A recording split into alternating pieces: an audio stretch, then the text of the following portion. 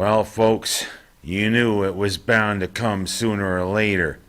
But I just really have to say, Syracuse kind of fumbled it, if you ask me.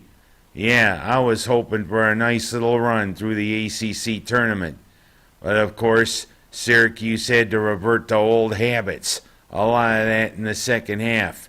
Yeah, they came back, and it was ready to almost go into overtime, but Wake Forest hit that buzzer-beating three-pointer.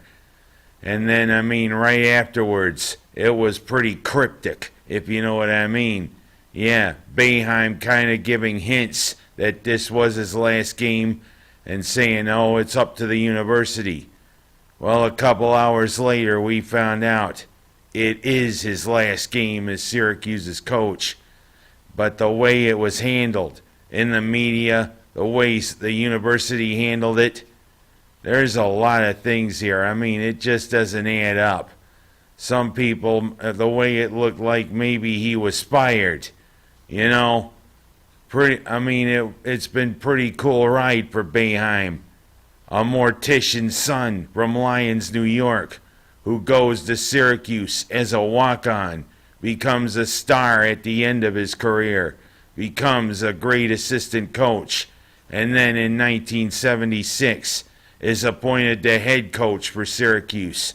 Syracuse was a regional power when Boeheim took over, but then with the great recruiting classes he brought in and everybody, Roosevelt Bowie, Louis Orr, Dwayne the Pearl Washington, Ralph Addison, Eric Sandifer, and many, many more. And also, he was the one who was very instrumental in forming the Big East Conference and bringing big-time college basketball to Syracuse. Yeah, and we have him to thank for all of that. 47 years as a coach. All that time, we enjoyed his antics at the mic. We enjoyed his antics on the court. We always enjoyed watching him go. And we always enjoyed him with his glum looks at times. Or, everything. And who could forget? Without Jerry McNamara, we wouldn't have won 10 frickin' games. Of course, I'm being lighter on the language. But 47 years of memories as the head coach. But just as I am saying, Syracuse kind of fumbled it. It could have been smoother. It almost seemed like, hey, Boeheim, thank you for 60 years. Thank you for all the NCAA tournament appearances. Thank you for the Final Four appearances. Thank you for the national title. There's the door. Don't let it hit you in the ass on the way out. That's the way it sounded for quite a while.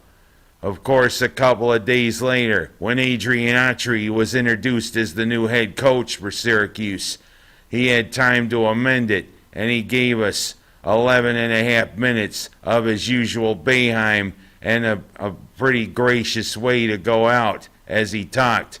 Maybe he kind of amended it a little bit. Plus, Autry kind of showed that, hey, he's ready and raring to go. Well, you know what? I hope Autry's ready and raring to go. It's your team now, Adrian Autry.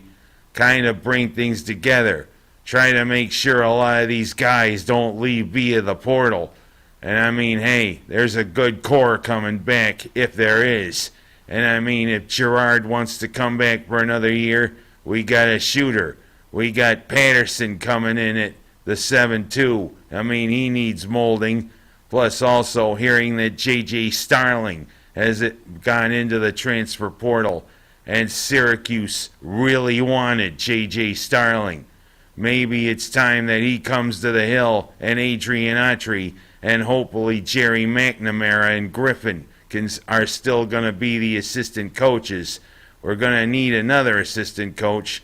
Let's hope we can get another good one. Of course, Mike Hopkins said he was staying at Washington for another year. We could have gotten him had he left Washington, but I digress. But the way it just seemed as though it could have been handled better for Syracuse. But I mean, I'm not going to keep crying over spilled milk. It was a great run for Boeheim. 60 years. And you know what? I don't think he's quite done yet. He is done as a coach.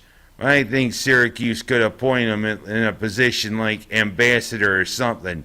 Because, hey, in ways, Jim Boeheim is Syracuse University. There's no doubt about that. He gave his life. He gave everything to the school that molded him into the man and the great coach that he was. My hat's off to Jim Boeheim.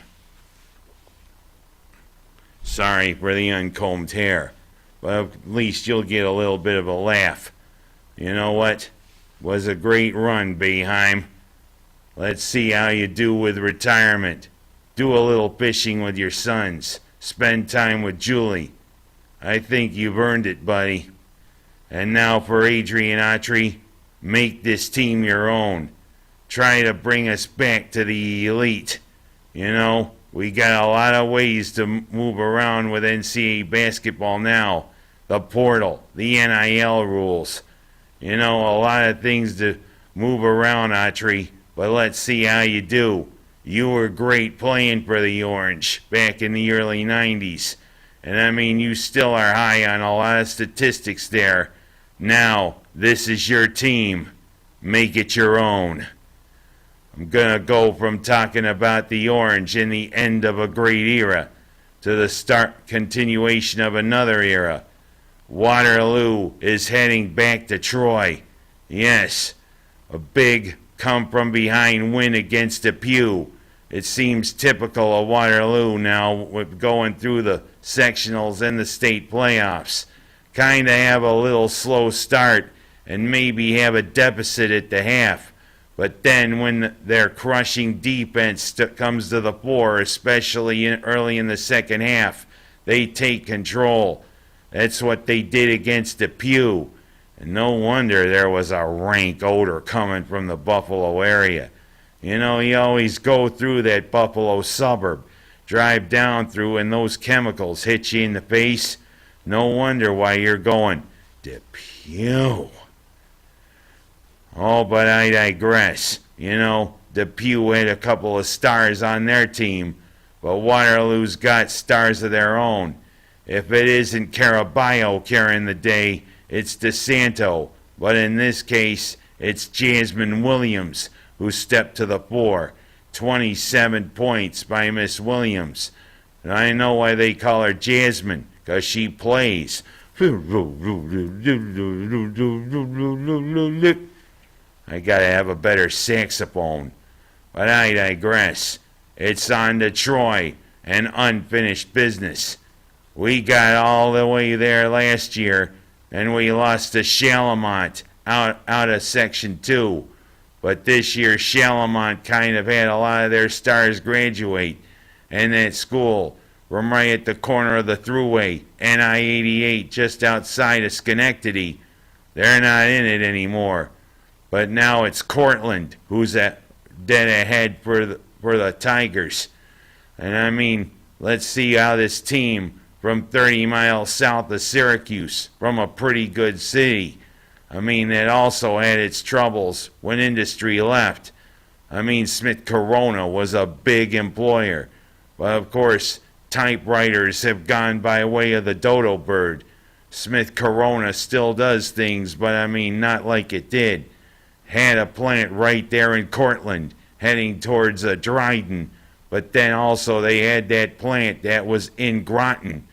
And I mean, you go into Groton, you gotta have your cheese potatoes. But I digress. Let's hope this Cortland team isn't buoyed by the spirit of Ronnie James Dio. Or it isn't buoyed by all those chili dogs coming from the A&W drive-in, where 281 and 13 come together. You know, this Cortland team looks formidable, but so is Waterloo.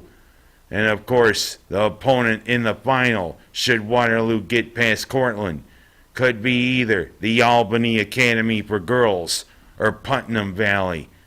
You know, I don't think my mom had anything to do with any of them when she went to school at SUNY Albany. But I mean, you never know. The Albany Academy for girls, pretty interesting, don't you think? And in Putnam Valley, right down there near Peekskill.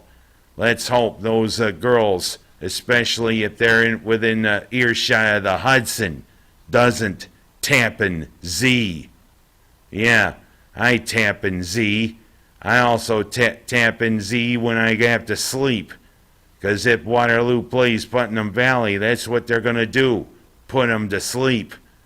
You know, this Waterloo team is trying to finish what last year started. And they're well on their way. But I mean, no more slow starts. Let's play a full game, shall we? And let's win a state title. We're going to Troy for unfinished business. Keep on going, Waterloo. You know I'm behind you.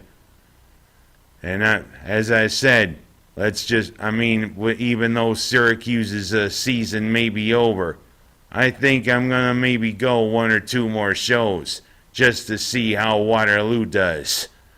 That's all I got time for this week. Let's go, Waterloo and Boeheim. Have a that.